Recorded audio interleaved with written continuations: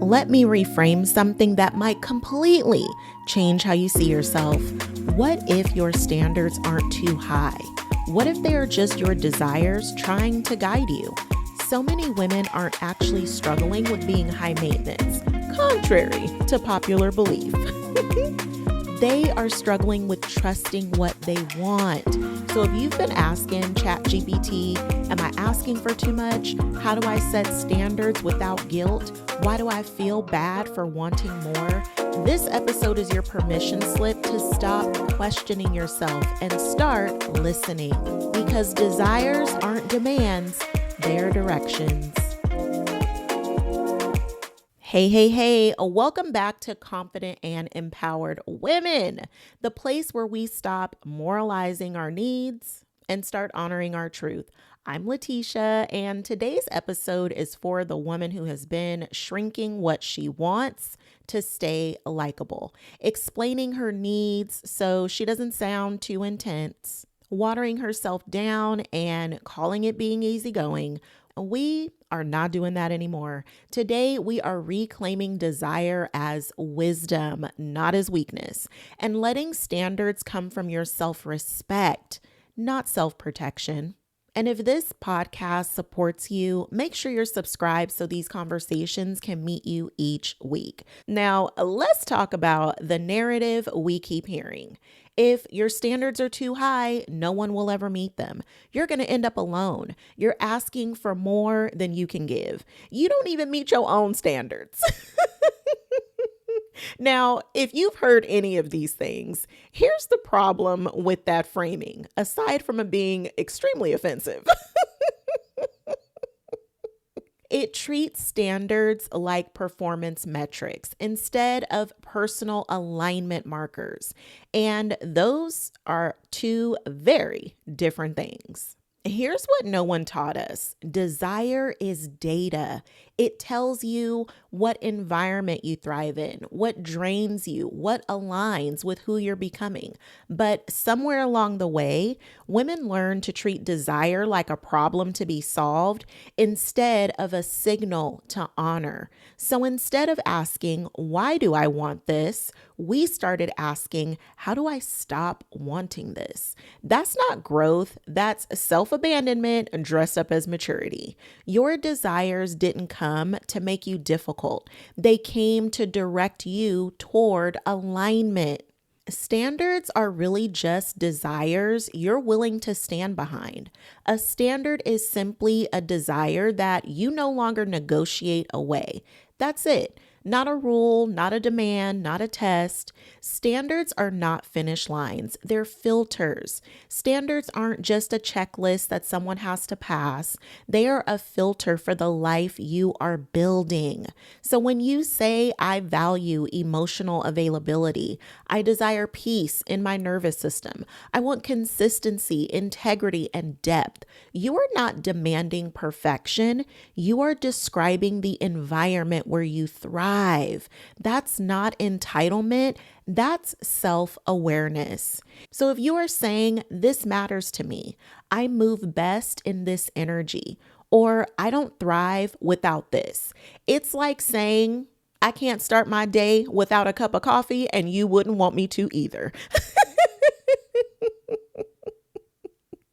When you frame standards this way, guilt dissolves because you are not asking anyone to change. You are just choosing where you place yourself. Standards don't control people. They clarify compatibility. And there is the argument that your standards are too high. Truth be told, the too high standards myth is rooted in misalignment, not reality. When people say your standards are too high, what that usually means is those standards would require me to grow. And some people are not interested in growing at the moment. And that's not your responsibility to manage. Your standards aren't about ensuring someone else meets them. They are about ensuring you don't betray yourself. That is the shift. Standards are not about outcomes. They're about orientation. They orient your decisions toward the life that you actually want to live. This is where I see so many women get stuck. They think boundaries mean rejection, conflict, cutting people off. But boundaries are simply the containers that protect your desires. If desire is the direction, boundaries are the guardrails. They say, I won't stay where my needs are minimized. I won't keep explaining what I already know is true for me. I won't override my nervous system to keep the peace. Boundaries aren't pushing people away. They are about keeping yourself intact. Here's the main character truth. You don't need to convince anyone of your desires. You need to choose environments that honor them. Negotiation energy sounds like maybe I'm asking too much. I can be flexible again, or it's not that big of a deal. Alignment energy sounds like this matters to me. I trust myself. I don't need permission to want what I want. The moment you stop negotiating your desires, your life gets quieter, but clearer. And clarity is power. Alignment removes the fear that no one will meet this. When standards come from desire, not fear, you stop scanning the room anxiously. You are not asking, will anyone ever meet this? You are grounded in, I trust what aligns will recognize me. Alignment energy, it's calm. It doesn't hustle. It doesn't beg. It simply chooses accordingly. And when we talk about standards, I know that this topic sounds very relationship oriented, but it actually applies to any area in your life. You may even see this at work, in your career, or just environments that you're in.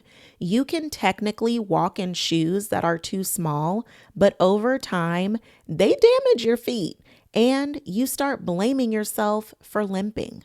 High standards at work aren't about being hard to manage. They are about knowing how you work best, what drains you, what kind of leadership you thrive under. A desire like flexibility, respect, or creative autonomy isn't entitlement. It's information about how you produce your best work. Lowering your standards won't make you more adaptable. It just makes you exhausted. Hey friend, if you've done the inner work, the journaling, reflecting, understanding yourself, but you still feel like something isn't clicking, listen closely. Awareness isn't the problem anymore. What's missing is movement, and I got you. The main character momentum builder is where self-trust turns into action. Not hustle, not pressure, just steady, aligned, forward motion. If you are ready to stop collecting insight and start living differently, this is where momentum begins. You'll find it linked in the show notes. Okay, now let's make this real, not theoretical. There's a wisdom inside you that already knows what aligns. Not because you figured it out, but because you felt it. So let's pause long enough to hear it.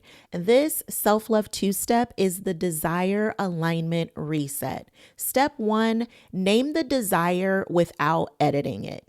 Here's your invitation. Take one desire that you've been downplaying, justifying or minimize it, and name it honestly. Not to explain it, not to make it sound reasonable, and certainly not to water it down so it feels safer.